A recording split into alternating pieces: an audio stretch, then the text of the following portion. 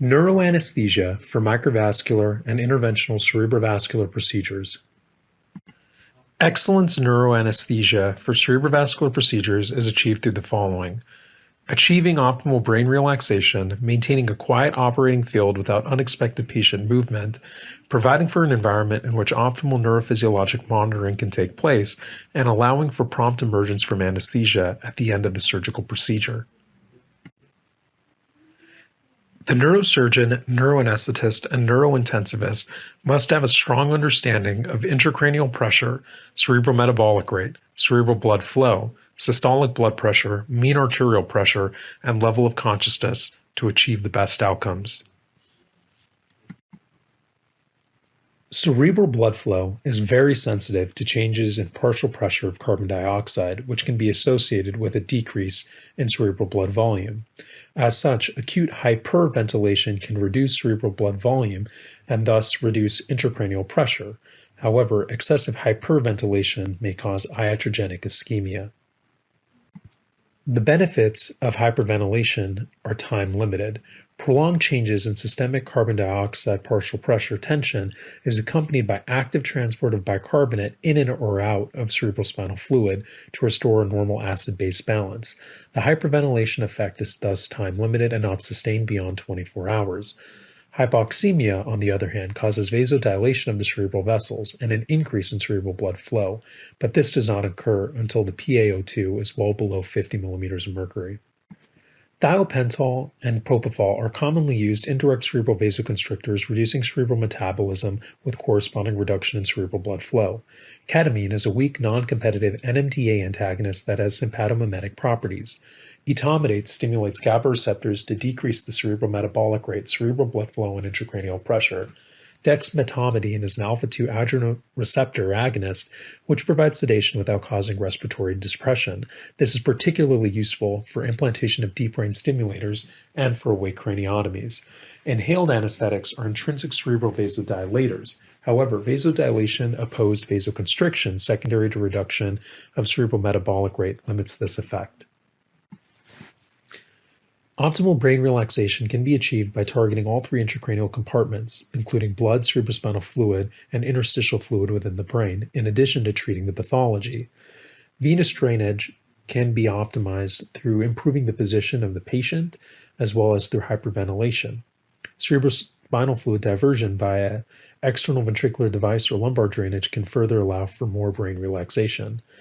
The administration of mannitol or hypertonic saline can further decrease intracellular and interstitial compartment fluids, and steroids can be very useful for the treatment of vasogenic edema.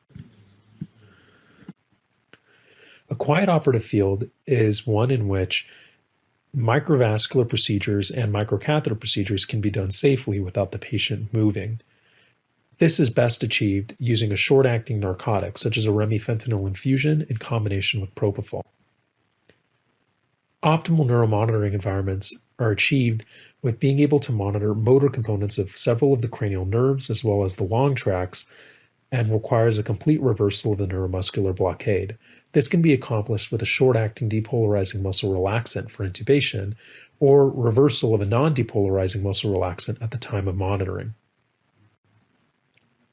Prompt emergence from anesthesia is very important to allow the treatment team to identify postoperative reversible surgical complications such as an intracranial hematoma.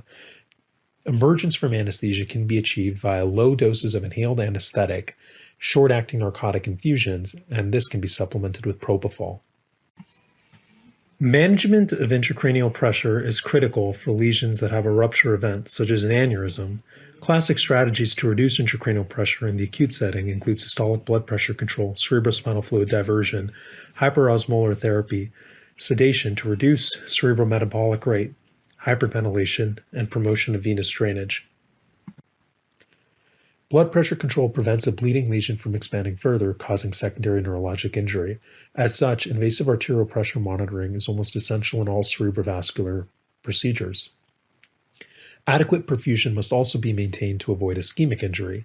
In general, isotonic or hypertonic crystalloid is the preferred fluid to minimize brain swelling. Ventriculostomy allows for intracranial pressure monitoring as well as cerebrospinal fluid diversion concurrently. Neuromonitoring may protect the surgeon and the team by allowing for reassurance that clips or endovascular devices are not causing ischemic injury. Avoiding hypertension can protect against increases in transmural pressure, which can cause aneurysm rupture during treatment events. Dramatic changes in flow dynamics of the arteriovenous malformation can result in thrombosis of a draining vein, which may result in unexpected arteriovenous malformation rupture and intracerebral hemorrhage. Carotid artery disease has its own special considerations for neuroanesthesia. Patients with symptomatic carotid disease may be pressure dependent, requiring close attention to allow for permissive hypertension during intervention to avoid ischemia.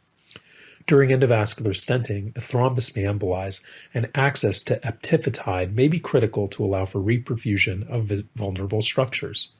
Asystole can occur during carotid stenting or during carotid intervention from baroreceptor dysfunction, and treatment with atropine or epinephrine may be necessary. Patients with carotid artery disease often have concurrent coronary artery disease, and anesthetic management must take this into consideration.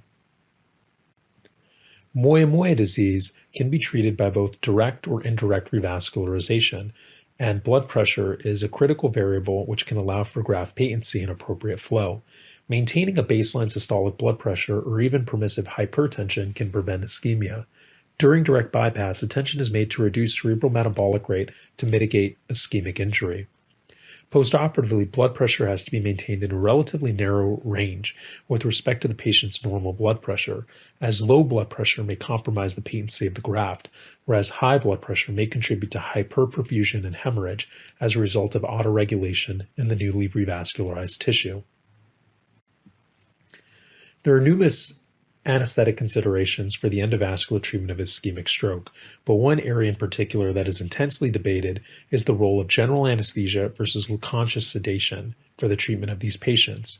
General anesthesia has obvious benefits, such as being able to allow for a patient that may have aphasia and is not able to follow commands or remain still to be immobilized for this time-sensitive procedure. However, many non-randomized studies suggest that patients who received general anesthesia had worse clinical outcomes than conscious sedation. In general, general anesthesia was associated with a greater drop in systolic blood pressure than conscious sedation. It is critical for the anesthesia team to evaluate the patient promptly and minimize lag time to recanalization. Maintenance of optimal blood pressure throughout the procedure during induction, as well as after the surgery, are critical to have the best possible outcomes. After surgery, cerebrovascular patients may be vulnerable to unanticipated complications of hemorrhage, rupture of a vascular lesion, graft failure, all of which can result in hemorrhage, ischemia, or infarction. As such, collaboration of the neurosurgeon, the neuroanesthesiologist, and the neurointensivist allows for the co-management of these complicated patients and allows for the best possible outcomes.